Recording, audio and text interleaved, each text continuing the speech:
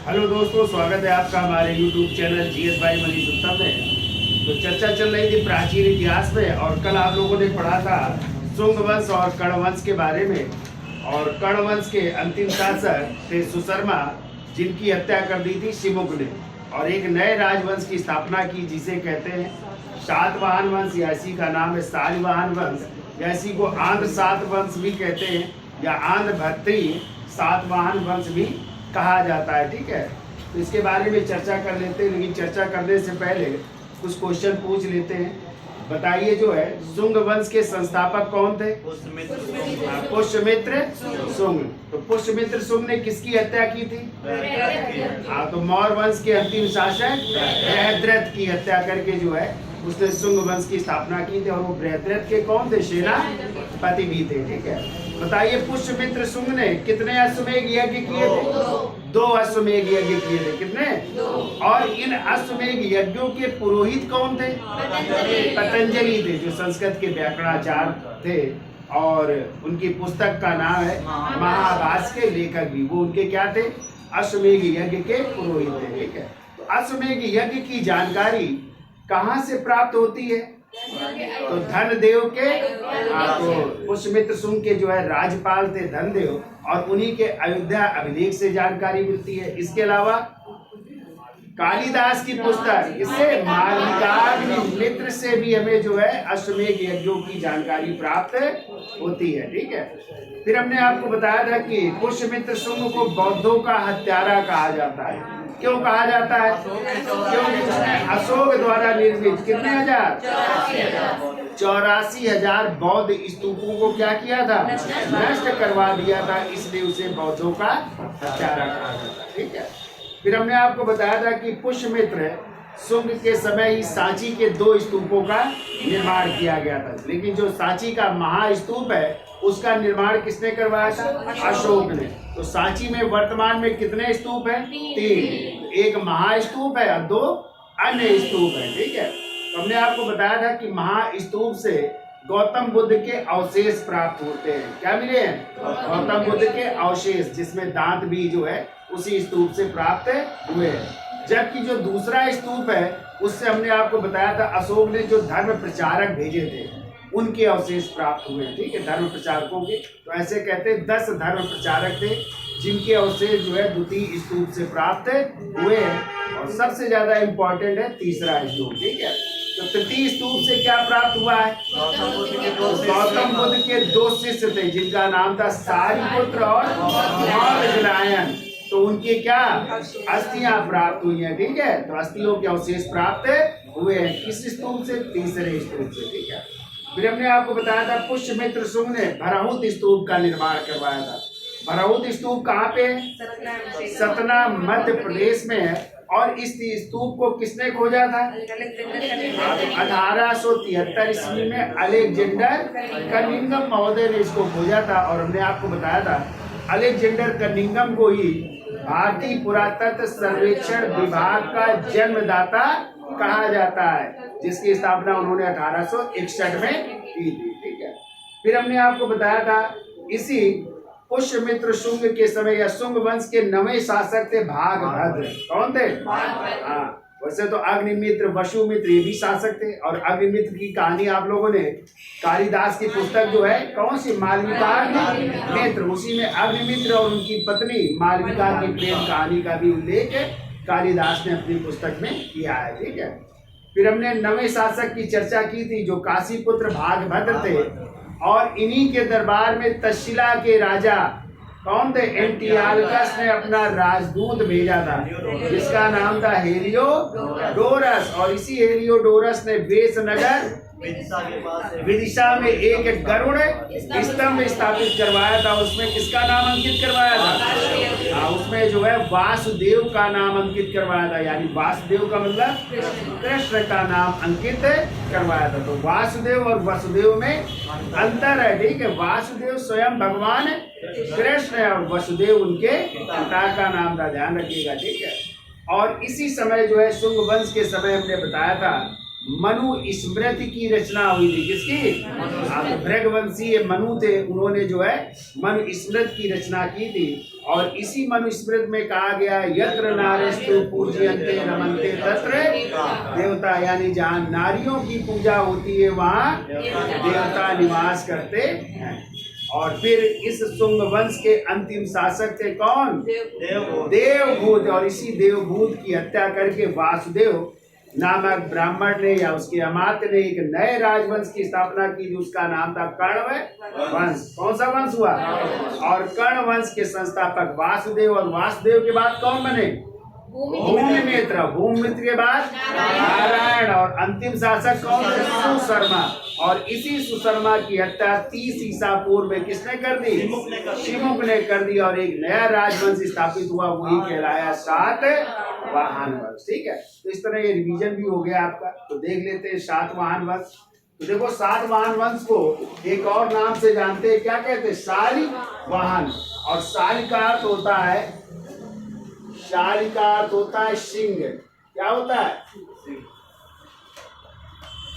यानी सिंह है जिसका वाहन, सिंह है जिसका वाहन, वही क्या कहलाए? शाल ही कहलाए। ठीक है, शाल का अर्थ है सिंह, और इसका मतलब होता है सिंह है जिसका वाहन, वही कहलाया सातवाहन वंश या शालिवाहन वंश कहलाया। ठीक है, शालिवाहन वंश कहलाता है। अब देखिए इस वंश के संस्थापक कौन है? तो संस्थापक की चर्चा की जाए तो संस्थापक है शिमुक।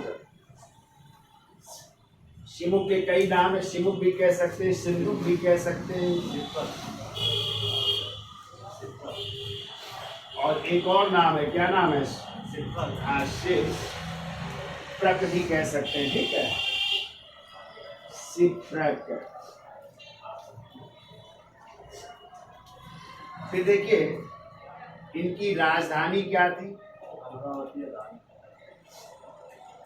तो पहली राजधानी याद रखिएगा क्या थी? अमरावती। और अमरावती का ही दूसरा नाम है धान्य कटक भी कहते हैं, धान्य कटक। और आज आपको पता है आंध्र प्रदेश की राजधानी क्या है? अमरावती। इसी का प्राचीन नाम क्या था? धान्य कटक। ठीक है, और दूसरी राजधानी थी प्रतिष्ठान है, प्रतिष्ठान जिसका नाम है पैठन भी कहते हैं। प्रतिष्ठान या पैठन जो कहाँ पे है? महाराष्ट्र में। ठीक है, और ये राजधानी बनाई थी गौतमी पुत्र शातकर्णी ने, इसको अपनी राजधानी बनाया था। ठीक है, प्रतिष्ठान या पैठन को। ठीक है, अब यदि पूछा जाए सर्वाधिक समय तक शासन किसका रहा? सर्वाधिक समय तक, सर्वाधिक समय तक शासन, उनका नाम था शातकर्णी द्वितीय। शातकर्णी द्वितीय, और इन्होंने 56 वर्षों तक शासन किया। 56 वर्ष तक इनका शासन रहा। ठीक है, फिर आ जाए सर्वाधिक शक्तिशाली शासक, शक्तिशाली शासक, उनका नाम है शातकर्णी, गौतमी पुत्र शातकर्णी। ठीक है, या महानतम शासक भी कह सकते हैं, शक्तिशाली शासक या महानतम शासक है, महानतम शासक। तो गौतमी पुत्र शातकर्णी, गौतमी पुत्र शातकर्णी। ठीक है, फिर आ जाए अंतिम शासक इस वंश का, अंतिम शासक की बात की जाए तो कौन थे? अंतिम शासक थे पुलमावी चतुर्थ थे। ठीक है, तो लिख लो पुलमावी चतुर्थ, पुलमावी चतुर्थ, ये अंतिम शासक है इस वंश के। ठीक है, अब आ जाए यदि राजकीय भाषा क्या थी राजकीय भाषा, राजकीय भाषा थी प्राकृत, राजकीय भाषा थी प्राकृत, ठीक है। और आ जाए लिपि क्या थी, तो लिपि जो अभिलेखों की लिपि थी वो थी ब्राह्मी, ब्राह्मी लिपि थी। और अभिलेखीय भाषा यदि पूछी जाए तो वो भी प्राकृत, अभिलेखीय भाषा, जो अभिलेखों की भाषा है वो भी जो है प्राकृत ही भाषा है, ठीक है। अभिलेखीय भाषा भी प्राकृत, इस तरह याद रखिएगा। तो सातवाहन वंश को शालिवाहन वंश भी कहते हैं। तो शाली का अर्थ होता है सिंह, जिसका अर्थ होता है सिंह है जिसका वाहन वही कौन सा वंश कहलाया, शालिवाहन वंश कहलाया। संस्थापक पूछे जाए कौन है, शिमुक, शिमुक का नाम है सिंधुक भी और शिप्रक भी, ठीक है। राजधानी क्या थी, तो देखो प्रारंभिक राजधानी थी अमरावती या धानकटक भी कह सकते हैं। और दूसरी राजधानी बनाई गई प्रतिष्ठान या आधुनिक पैठण भी, जो महाराष्ट्र में है। सर्वाधिक समय तक शासन करने वाले शासक कौन है, सातकर्णी द्वितीय, जिन्होंने लगभग 56 वर्षों तक शासन किया। और इस वंश का महानतम या शक्तिशाली शासक पूछा जाए तो हो जाएंगे गौतमी पुत्र सातकर्णी। जबकि यदि अंतिम शासक की बात की जाए तो अंतिम शासक कौन थे, पुलमावी चतुर्थ थे। और यहाँ की जो राजकीय भाषा थी वो थी प्राकृत। जबकि जो है अभिलेखों की लिपि जो है वो किस लिपि में है, ब्राह्मी लिपि में है। और जो अभिलेखों की भाषा है वो कैसी है, प्राकृत, ठीक है। अब हमें जानकारी के स्रोत किन किन चीजों से हमें इस वंश की जानकारी मिलती है, तो इसको लिख लीजिए, फिर हम आगे लिखते हैं। तो देखिए सातवाहन वंश के बारे में जानकारी के स्रोत दो हैं। एक है पुरातात्विक स्रोत, पुरातात्विक स्रोत या कह सकते हैं अभिलेखीय स्रोत, अभिलेखीय स्रोत। तो अभिलेखीय स्रोत में देखो कौन कौन से अभिलेख है जिससे हमें सातवाहन वंश की जानकारी मिलती है। तो पहला देखिए नागनिका का नाना घाट अभिलेख, नागनिका का नाना घाट अभिलेख, नागनिका का नाना घाट अभिलेख, ठीक है। तो ये गौतमी सातकर्णी प्रथम की पत्नी है जिनका नाम क्या है, नागनिका। तो इन्हीं का कौन सा अभिलेख है, नाना घाट अभिलेख। और इसी नाना घाट अभिलेख में जो है शिमुक का चित्र प्राप्त हुआ है, ठीक है। शिमुक जो सातवाहन वंश के संस्थापक हैं उनका चित्र भी इससे प्राप्त हुआ है। इसके अलावा जो ज्यादा इंपॉर्टेंट है तो क्वेश्चन आता है सर्वप्रथम भूमिदान का उल्लेख, यानी ब्राह्मणों और किसको, श्रमणों बौद्ध भिक्षुओं को भूमिदान देने का पहला उल्लेख या अभिलेखीय प्रमाण कहाँ से मिलता है, तो यही है नागनिका का नाना घाट अभिलेख। तो लिख लो दूसरा, लिख लीजिए भूमिदान, भूमि दान देने का प्रथम प्रमाण, तो भूमि दान देने का प्रथम अभिलेखीय प्रमाण जो है इसी से प्राप्त होता है, ठीक है। इसके अलावा सातकर्ण प्रथम की उपलब्धियों का भी इसमें उल्लेख मिलता है। तीसरा पॉइंट लिख लो, सातकर्णी प्रथम की उपलब्धियों का प्रमाण भी है, उपलब्धियों का उल्लेख है, का उल्लेख भी इसी नाना घाट अभिलेख में है, ठीक है। दूसरा लिखिए गौतमी पुत्र सातकर्णी का नासिक अभिलेख, गौतमी पुत्र सातकर्णी का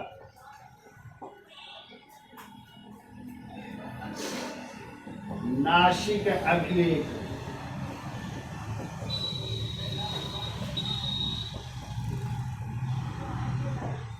गौतमी पुत्र सातकर्णी का नासिक अभिलेख जो है, इससे भी हमें जानकारी मिलती है। फिर आइए वासिष्ठी पुत्र पुलमावी का, वासिष्ठी पुत्र पुलमावी का नासिक गुहा लेख, नासिक गुहा लेख, गुहा मतलब होता है गुफाएं हैं, गुफाओं में लिखा गया है ये। तो नासिक गुहा लेख जो है ये है वासिष्ठी पुत्र पुलमावी का, ठीक है। इससे भी हमें सातवाहन वंश की जानकारी मिलती है। फिर आइए यज्ञ श्री सातकर्णी का नासिक गुहा लेख, यज्ञ श्री सातकर्णी का नासिक गुहा लेख,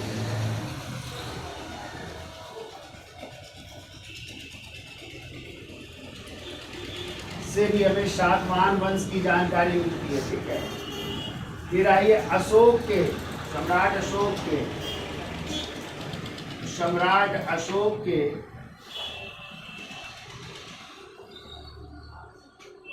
अशोक के 12वें शिलालेख में,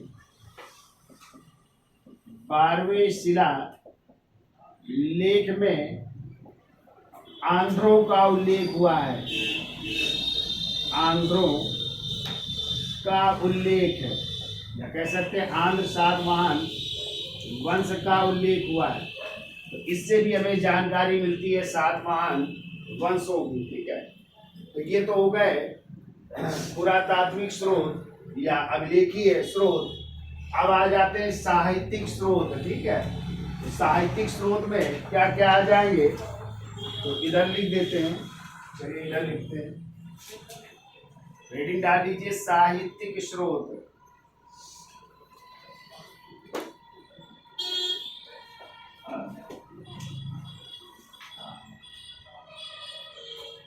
तो साहित्यिक स्रोत में लिखिए, पहले ही पुस्तक लिखिए जिससे हमें जानकारी मिलती है। तो लिखिए मत्स्य पुराण, सबसे प्राचीन पुराण है मत्स्य पुराण।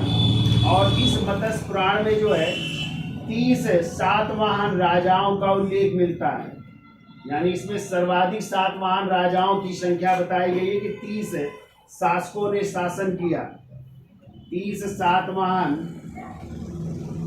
शासकों का उल्लेख। क्वेश्चन आता है इसमें जो है सर्वाधिक सातवाहन शासकों का उल्लेख मिलता है, तो किस किताब में, मत्स्य पुराण में। दूसरा लिखिए वायु पुराण, और वायु पुराण में जो है जानकारी मिलती है 19 राजाओं की सूची इसमें मिलती है, इसमें 19 राजाओं का उल्लेख मिलता है, 19 राजाओं की सूची वायु पुराण से प्राप्त होती है, ठीक है। फिर तीसरी किताब इधर लिख देते हैं, इंपॉर्टेंट है ये। हाल का नाम सुना है, तो हाल शासक होंगे सातवाहन वंश के, और हाल की पुस्तक बहुत पूछी जाती, गाथा सप्त सती, जो उन्होंने प्राकृत भाषा में लिखी थी, ठीक है। तो हाल इनकी पुस्तक है गाथा सप्त सती, कई बार क्वेश्चन आ चुका है ये, गाथा सप्त शती, ठीक है, प्राकृत काव्य ग्रंथ है, तो वो हाल ने लिखी थी। फिर लिखिए चौथी किताब, आप लोगों ने हाल के ही दरबार में एक लेखक रहते थे गुणाढ़, कौन रहते थे, और गुणाढ़ ने एक किताब लिखी है बृहत कथा। कौन सी किताब लिखी है, हाँ बृहत कथा इनकी किताब है। तो बृहत कथा से भी हमें जानकारी मिलती है। और यदि आ जाए बृहत कथा मंजरी किसकी है, तो वो क्षेमेंद्र की है, किसकी है, हाँ, उससे हमें मौर्य वंश की जानकारी, पीछे पढ़ाया था ना, मौर्य वंश की जानकारी के स्रोत क्षेमेंद्र की बृहत कथा मंजरी, सोमदेव की कथा शरीर सागर ना, तो वो है। तो गुणाढ़ की कौन सी किताब है, बृहत कथा। और तीसरे इन्हीं हाल के दरबार में एक संस्कृत के व्याकरणाचार्य रहते थे, क्या नाम था उनका, सर्ववर्मा, जिन्होंने किताब लिखी कातंत्र, कौन सी, कातंत्र। तो तीन जो है व्याकरणाचार्य, नाम याद रखिएगा, पाणिनि जिनकी किताब अष्टाध्यायी, पतंजलि जिनकी किताब और सर्ववर्मन जिनकी किताब कातंत्र। तो ये भी रहते थे किसके दरबार में? हाल के दरबार में रहते थे। तो तीसरा नाम लिखो सर्ववर्मन, सॉरी अगला सर्ववर्मन। और सर्ववर्मन की किताब या बुक का नाम जो व्याकरण ग्रंथ है जिसका नाम है कातंत्र। ठीक है, कातंत्र है। फिर के एक और रहते थे पालित, और पालित ने किताब लिखी है लीलावती। लीलावती, एक लीलावती गणित की भी पुस्तक है और वो भास्कराचार्य की किताब है। ठीक है, और ये लीलावती ग्रंथ है, ठीक है, जो पालित द्वारा लिखा गया है। ठीक है, इसके अलावा एक अज्ञात नाविक द्वारा लिखी गई किताब है जिसका नाम है Periplus of the Erythraean Sea. Periplus of the Erythraean Sea, यानी समुद्र की यात्राएं हैं, और ये किसी अज्ञात नाविक द्वारा लिखी गई है। और इसमें भी सातकर्णी प्रथम का उल्लेख है। सातकर्णी प्रथम का उल्लेख है, और इनको जो है एल्डर सैरागोनस कहा गया है। एल्डर सैरागोनस नाम मिलता है इनका। और इसकी पहचान जो है किससे की गई है? सातकर्णी प्रथम से की गई है। तो ये उल्लेख जो है पेरिप्लस ऑफ द इरेथियन सी में प्राप्त होता है। ठीक है, तो ये कुछ जो है साहित्यिक स्रोत हैं सातवाहन वंश के जानकारी के। तो मत्स्य पुराण जिसमें 30 सातवाहन शासकों का उल्लेख है। वायु पुराण में 19 राजाओं की सूची दी गई है, जबकि सातवाहन वंश के ही शासक हुए हाल, और हाल ने कौन सी किताब लिखी है? गाथा सप्तशती। और हाल के ही दरबार में रहते थे गुणाढ़, जिन्होंने किसकी रचना की? बृहत कथा की। ठीक है, सर्ववर्मन ने कातंत्र की रचना की, जबकि पालित ने लीलावती पुस्तक लिखी है। इसके अलावा पेरिप्लस ऑफ द इरेथियन सी में सातकर्णी प्रथम को एल्डर सैरागोनस कहा गया है। ठीक है, तो ये जानकारी जो है इन किताबों से प्राप्त होती है। ठीक है, तो इसका स्क्रीनशॉट ले लो और फिर आगे चलते हैं। तो देखिए, अब साहित्यिक स्रोत के बाद चर्चा कर लेते हैं। तो अगला पॉइंट लिखिए पुराणों में। अगला पॉइंट लिखिए पुराणों में सातवाहन वंश को, सातवाहन वंश को आंध्र सातवाहन क्या कहा गया है? आंध्र सातवाहन या आंध्र भक्तीय कहा गया है। ठीक है, आंध्र सातवाहन या आंध्र जातीय या आंध्र भक्त, आंध्र व्रत कहा गया है। ठीक है, तो ये नामों से जाने गए हैं किसमें? पुराणों में सातवाहन वंश को ये कहते हैं। ठीक है, अब देखिए कहते हैं दक्षिण भारत में सर्वाधिक समय तक शासन करने वाला कौन सा वंश था? यही सातवाहन वंश था, जिन्होंने दक्षिण भारत में सर्वाधिक समय तक शासन किया था। ठीक है, अब इस वंश के संस्थापक कौन है? इस वंश के जो संस्थापक है, हमने बताया था संस्थापक कौन है? शिमुक है। इस वंश के संस्थापक शिमुक हैं। लेकिन शिमुक के बाद जो है इस वंश में जो दूसरे शासक हुए, तो दूसरे शासक के रूप में नाम मिलता है इनके भाई का, और इनके भाई का नाम था कृष्ण है या कान है। क्या नाम मिलता है?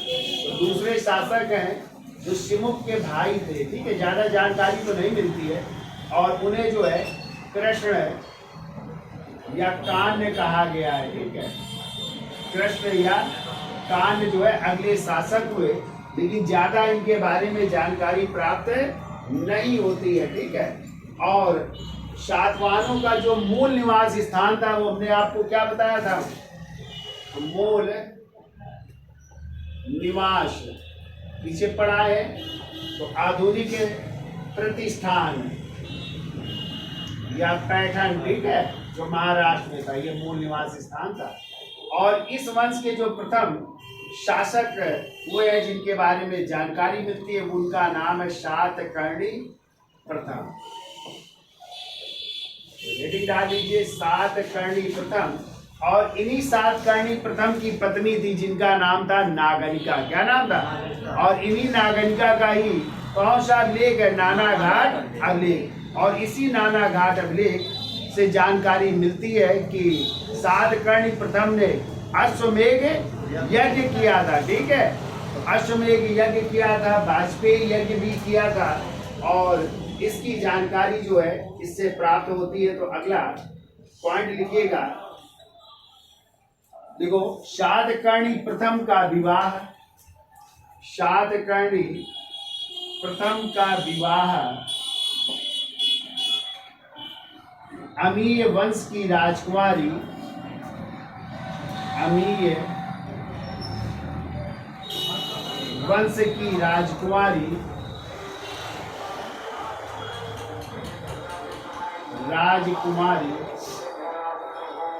नागनिका से हुआ था।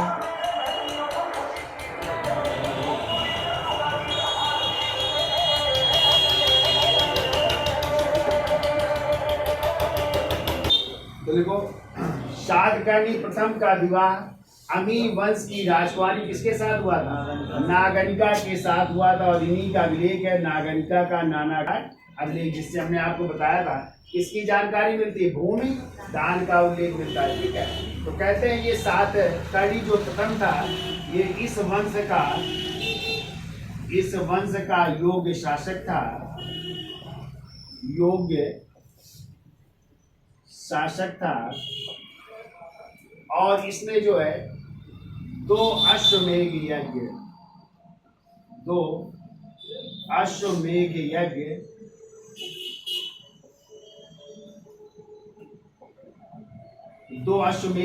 किए थे। एक जो है वाजपेयी यज्ञ किया था,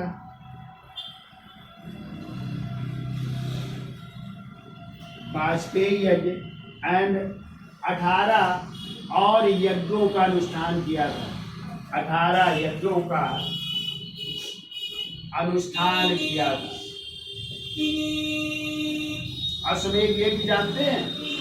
क्या छोड़ा जाता है? घोड़ा। तो 2 बार इसने क्या किया? अश्वमेघ यज्ञ। और वाजपेयी यज्ञ में क्या होता है? इसमें रथों की दौड़ होती है। क्या होती है? लिख लीजिएगा, रथ दौड़ होती है, रथों को दौड़ाया जाता है। और इसमें जो है राजा का भी रथ होता है जो सबसे आगे रहता है, ठीक है। तो वो भी किया था, सॉरी, राजसूय यज्ञ किया था एक है। तो 2 अश्वमेघ यज्ञ और एक है राजसूय यज्ञ। और राजसूय यज्ञ में क्या होता है? राजा का राज्याभिषेक होता है, ठीक है। तो राजसूय यज्ञ का आयोजन किया और 18 यज्ञों का भी उसने अनुष्ठान किया था, ठीक है।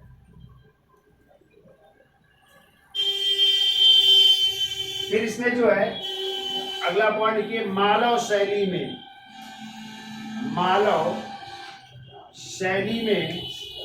गोल मुद्राएं चलाई। मालव शैली में गोल मुद्राएं चलाई और अपनी पत्नी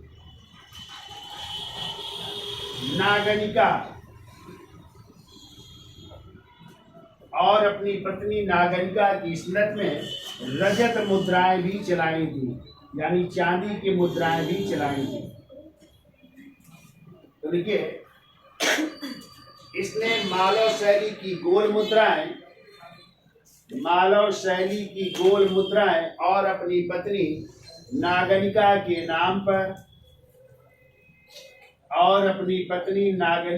नाम पर रजत मुद्राएं चलवाई थी। रजत मुद्राएं चलवाई थी।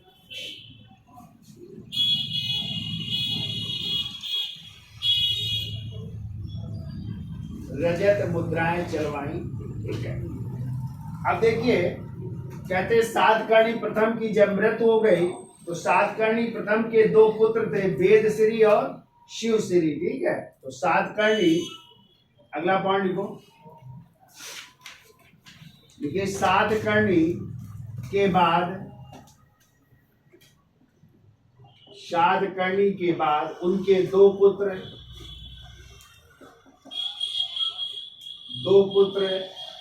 एक का नाम था वेदश्री और दूसरे का शक्तिश्री है। वेदश्री और दूसरे थे शक्तिश्री। के संरक्षक के रूप में, के संरक्षक के रूप में नागनिका या उनकी मां नागनिका ने शासन किया। संरक्षिका के रूप में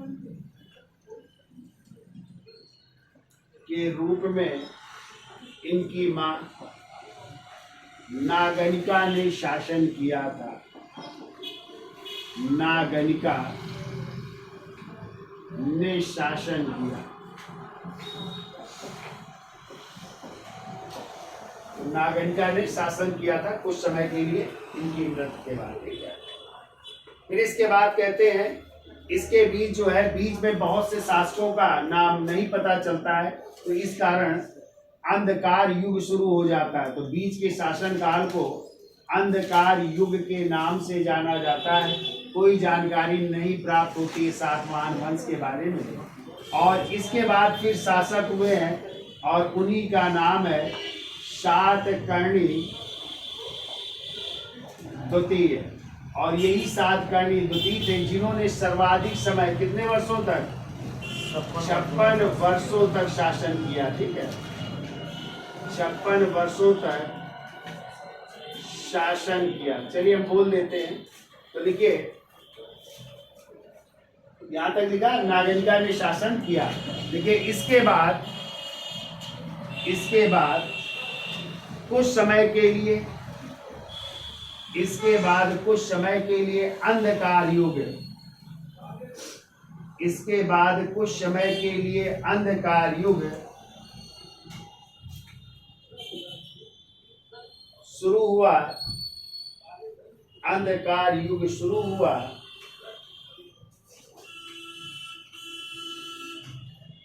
अंधकार युग शुरू हुआ। अगला पॉइंट देखो, इस वंश के 7वें शासक के रूप में,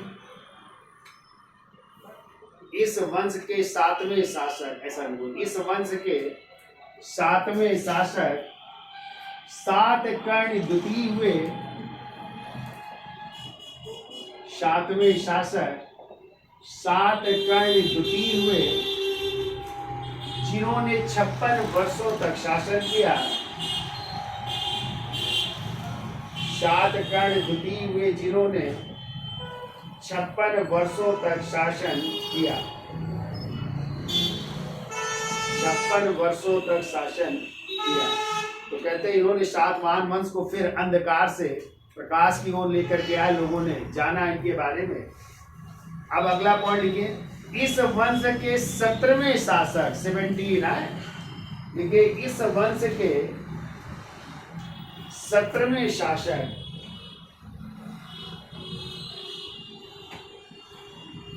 हाल थे। 17वें शासक हाल थे जिन्होंने गाथा सप्तशती नामक प्राकृत काव्य ग्रंथ की रचना की। इस वंश के 17वें शासक हाल थे जिन्होंने गाथा सप्तशती, तो 17वें शासक हैं जिनका नाम है हाल, और हाल ने जो है गाथा सप्तशती, गाथा सप्तशती नामक प्राकृत काव्य ग्रंथ की रचना की। प्राकृत काव्य ग्रंथ की रचना की।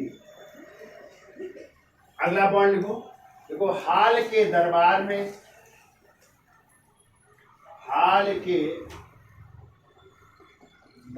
में बृहद कथा के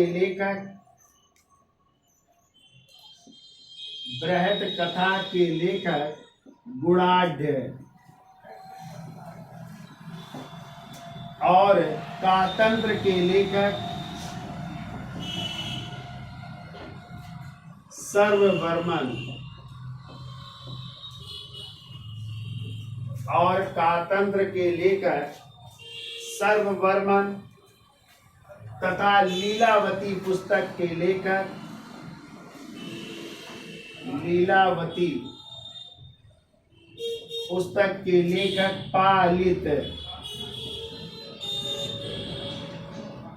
पालित निवास करते थे। ठीक है।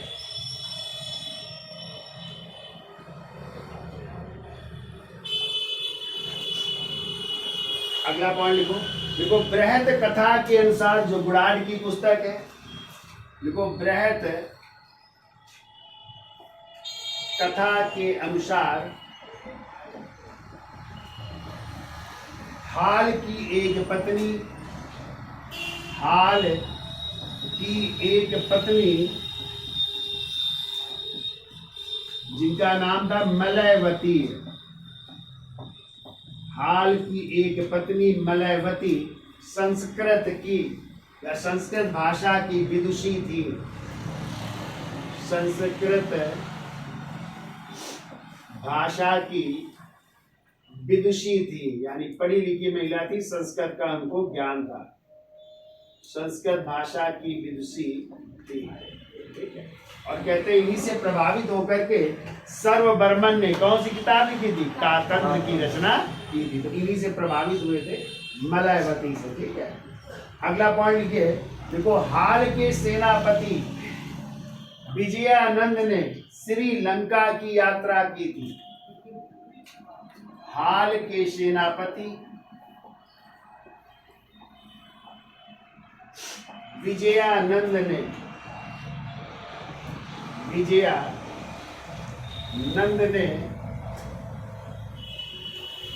श्रीलंका की यात्रा की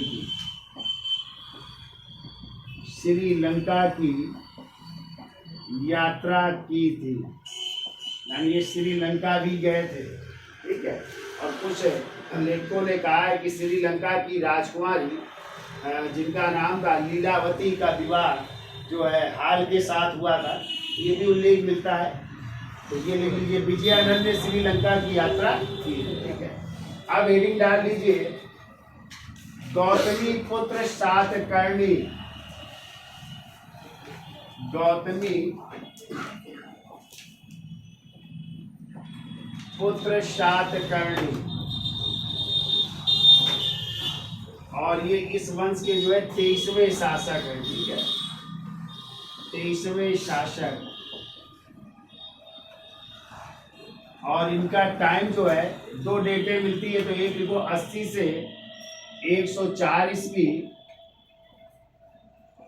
तो डेटें बड़ी कंफ्यूजन वाली है, कहीं कहीं 106 से 130 ईस्वी भी मिलती है। ठीक है। तो दोनों डेटें डाल लीजिए, 80 से 104 ईस्वी या 106 से 130 ईस्वी है। इनके पिता का नाम था शिव स्वाति। तो लिख लो, पिता का नाम था शिव स्वाति, जबकि माँ का नाम था गौतमी बलश्री नाम था। माँ का नाम लिख लो, गौतमी बलश्री। इसीलिए इन्हें गौतमी पुत्र क्या कहते हैं? सातकर्णी भी कहते हैं। तो गौतमी बलश्री नाम था। अब गौतमी पुत्र सातकर्णी की उपाधियां लिख लीजिए, कौन कौन सी इसने उपाधियां धारण की। तो इसकी उपाधियां कई सारी हैं, तो दो चार लिख लीजिए। इसे पर्वतों का स्वामी कहते हैं। पहली लिखो, पर्वतों का स्वामी। दूसरा देखो, इसे राज भी कहते हैं। तीसरा देखो, इसे त्रिसमुद्राधिपति भी कहते हैं, यानी तीनों समुद्रों का स्वामी भी कहते हैं। तो देखो, त्रिसमुद्राधिपति,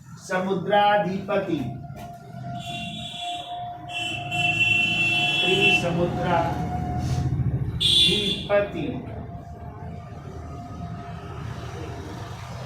या इसे कह सकते हैं समुद्र पीत वाहन भी है। समुद्र पीत वाहन भी कह सकते हैं, ठीक है। यानी तीन समुद्रों का स्वामी, ठीक है। अब इसके बारे में लिख लो। देखो, यह सातवाहन वंश का महानतम शासक था। यह सातवाहन वंश का महानतम शासक था। महानतम शासक था। अगला लिखिए, इसकी मां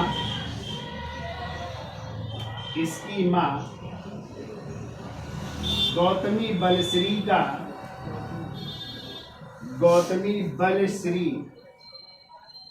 का नासिक अभिलेख प्राप्त हुआ है। नासिक अभिलेख प्राप्त हुआ है, जिसमें इसने को अद्वितीय ब्राह्मण कहा है, जिसमें इसे अद्वितीय ब्राह्मण या एकमात्र अद्वितीय ब्राह्मण कहा गया। अद्वितीय ब्राह्मण कहा गया है, यानी संस्कृत में लिखा है एक बहमन है। एक बहमन शब्द लिखा है, इसका मतलब होता है एक ब्राह्मण या एकमात्र अद्वितीय ब्राह्मण कहा गया, ठीक है। अगला लिखिए, इसने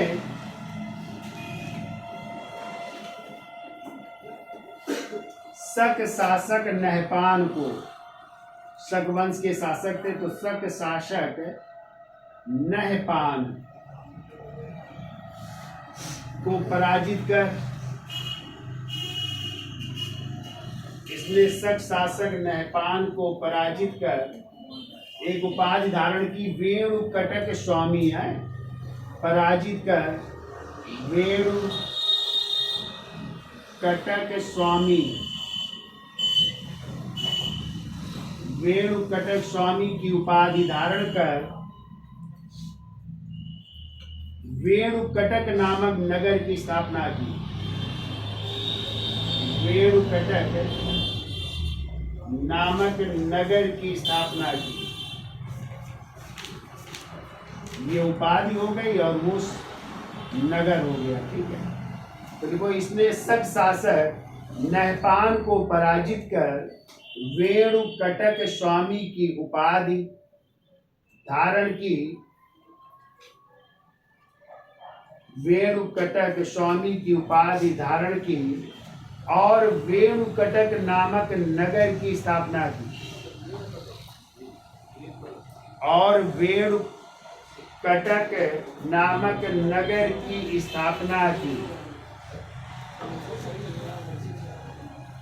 अगला पॉइंट लिखो, इसे शक कामा यवन एवं पहलों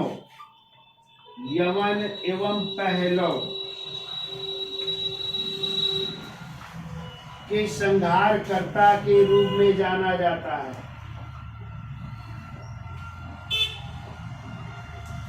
देखो, इसे शक यवन एवं पहलों शासकों के संहारकर्ता के रूप में जाना जाता है। शक यवन एवं पहलों के संहारकर्ता के रूप में जाना जाता है।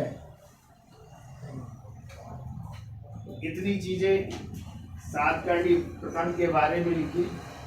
अब सातकर्णी प्रथम के बाद उनका पुत्र अगला शासक बनता है, जिसका नाम है वासिष्ठी पुत्र पुलमावी है। तो इतना लिख लो, इसके साथ ले लो।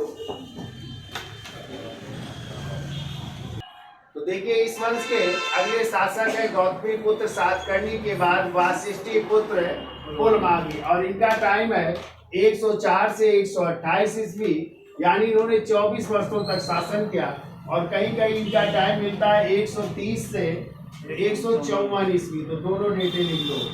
130 से 154 ईस्वी भी इनका टाइम मिलता है, ठीक है। ये दोनों डेट लिख लीजिए।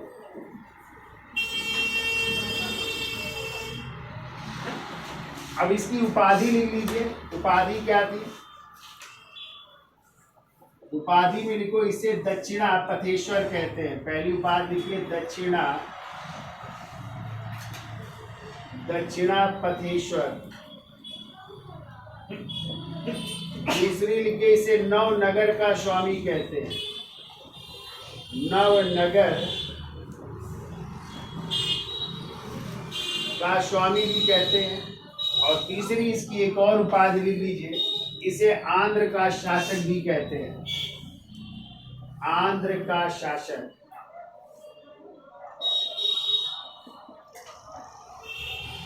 तो ये इसकी उपाधि है, ठीक है। ये 3 उपाधियां लिखिए इसकी। अब लिखिए इसके बारे में, लिखिए शक शासक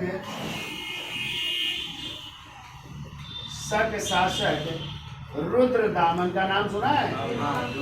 तो रुद्रदामन, जिसका जूनागढ़ अभिलेख है और संस्कृत भाषा में लिखा गया पहला अभिलेख है। तो शक शासक रुद्रदामन ने इसे 2 बार पराजित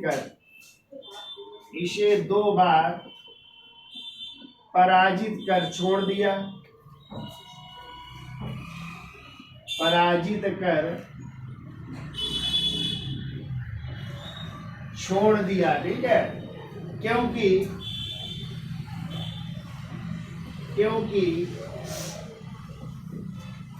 रुद्रदामन ने अपनी पुत्री,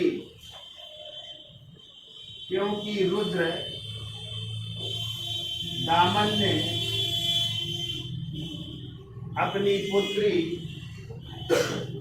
पुत्री का नाम था देवी है। अपनी पुत्री देवी का विवाह इसके साथ किया था।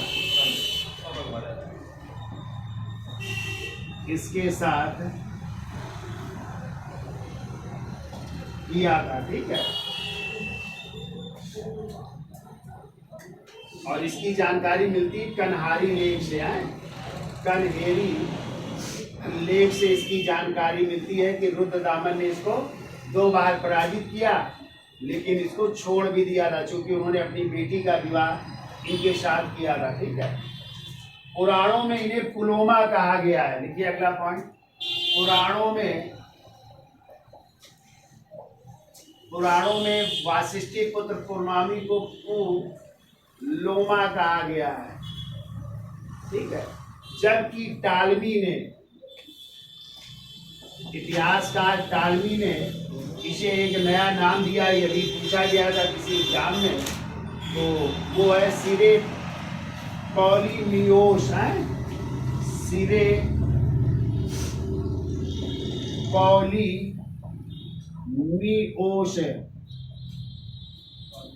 ये कहकर के संबोधित किया। इसका मतलब होता है प्रतिष्ठान का शासक, या पेटाना भी सिर्फ कहते, पेटाना या प्रतिष्ठान का शासक। तो प्रतिष्ठान राजधानी थी ना, तो प्रतिष्ठान का शासक, इसका अर्थ ये होता है, ठीक है। तो ये टालमी ने जो है ये नाम दिया है, ये याद रखिएगा, ठीक है। ये देखो अगला पॉइंट देखो, पुलमावी ने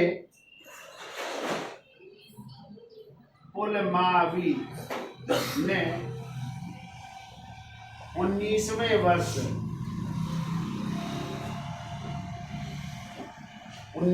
वर्ष जो है एक अभिलेख मिला है, नासिक गुहालेख। और उसी नासिक गुहालेख में 19वें वर्ष नासिक गुहालेख, नासिक गुहालेख को उत्कीर्ण करवाया, उत्कीर्ण करवाया। और इसमें निम्न शासकों के नाम या निम्न शासकों के जो राज्य थे उनके नाम मिलते हैं। ठीक है, निम्न नाम मिलते हैं। तो कौन कौन से नाम अभी एग्जाम में आया था कि वासिष्ठी पुत्र पुलमावी की नासिक प्रशस्ति में अपरांत का समीकरण किससे स्थापित किया गया है, यानी अपरांत किस राज्य को कहते थे? तो उत्तरी कोंकण को किसे कहते थे? उत्तरी कोंकण को कहते थे। तो ऐसे 10 राज्यों के नाम है, तो हम लिख देते हैं, आप लोग लिखते चलिए। तो पहला नाम है अवंती, और अवंती कहते हैं पश्चिमी मालवा के प्रदेश को, पश्चिमी मालवा ये अवंती कहलाता था। ठीक है, दूसरा प्रांत का उल्लेख मिलता है वो है आकर, और आकर कहलाता था पूर्वी मालवा, आकर ये पूर्वी मालवा कहलाता था। तीसरा प्रांत का उल्लेख है जिसका नाम है विदर्भ, और विदर्भ कहते हैं बरार को, आगे आप लोग पढ़ोगे, विदर्भ कहते थे बरार को। चौथा प्रांत जिसका उल्लेख है वो है अनूप, और अनूप कहते हैं नर्मदा घाटी को, नर्मदा घाटी को अनूप कहा जाता था। पांचवें में लिखो कुकुर, कुकुर कहते थे पश्चिमी राजपूताना का इलाका, कुकुर ये था पश्चिमी राजपूताना,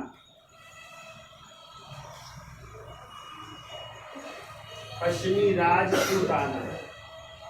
छठवां प्रांत लिखिए वो था स्वराष्ट्र, और स्वराष्ट्र कहते दक्षिणी काठियावाड़ को, स्वराष्ट्र ये प्रांत है दक्षिणी काठियावाड़ का। सातवां प्रांत लिखिए, और सातवां प्रांत है अपरांत, जिसकी अभी हमने चर्चा की थी, अपरांत, और यही था उत्तरी कोंकण का प्रदेश। यही एग्जाम में आया है अपरांत किसे कहते थे?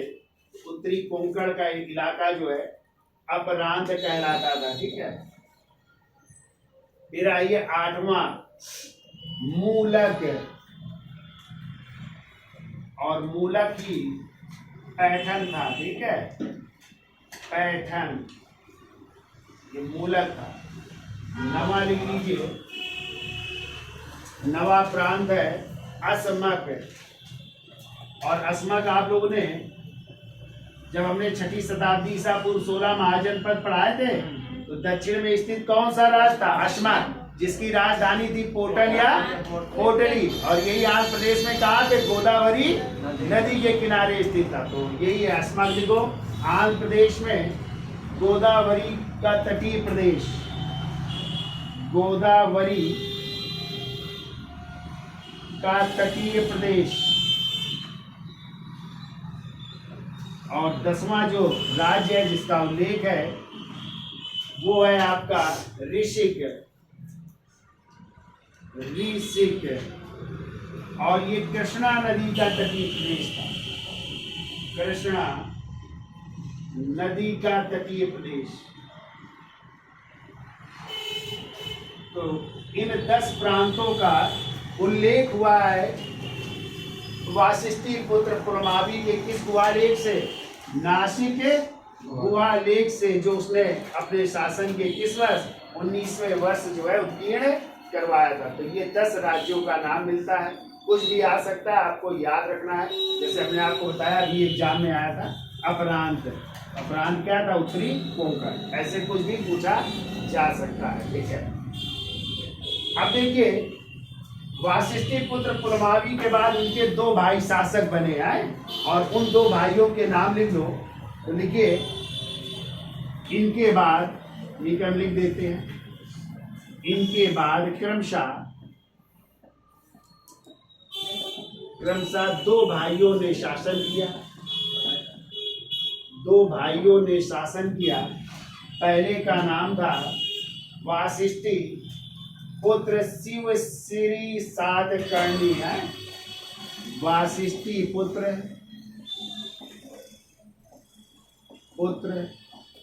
शिव श्री सातकर्णी, इन्होंने शासन किया लगभग 7 वर्ष। लिख लो 7 वर्ष शासन रहा। फिर इसके बाद इनके भाई ने शासन किया शिव स्कंद सातकर्णी। शिव स्कंद सातकर्णी ने शासन किया। शिव स्कंद सातकर्णी ने शासन किया। ठीक है। फिर इस वंश का सर्वाधिक शक्तिशाली या कह सकते हैं अगला जो अंतिम शासकों में से शक्तिशाली शासक हुए वो है यज्ञश्री सातकर्णी है। तो इतना लिख लो, फिर उनकी भी चर्चा कर लेते हैं।